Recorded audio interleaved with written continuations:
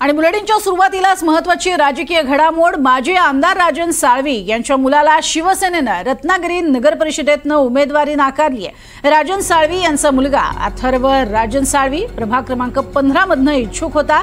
अथर्वच्या ऐवजी ही जागा भाजपला सोडली जाणार किंवा भाजपमधनं आयात उमेदवार करून त्याला शिवसेनेकडनं उमेदवारी दिली जाणार असे दोन पर्याय आहेत।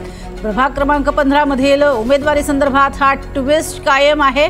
मुलाला उमेदवारी नाकारल्यामुळे राजन साळवी मात्र नाराज आहेत अशी चर्चा आहे। तर रत्नागिरी नगर परिषद निवडणुकीमध्ये मुलाला उमेदवारी नाकारल्यानंतर आता उदय सामंत आणि राजन साळवी यांच्यामध्ये शीतयुद्ध रंगणार असे म्हटलं जाते।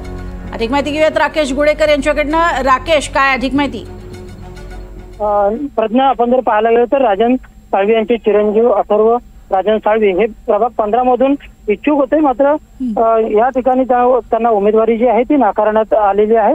गेल्या काही दिवसांपासून या प्रभागातून राजन साळवी यांचे चिरंजीव अथर्व साळवी यांना उमेदवारी मिळेल अशी देखील चर्चा होती।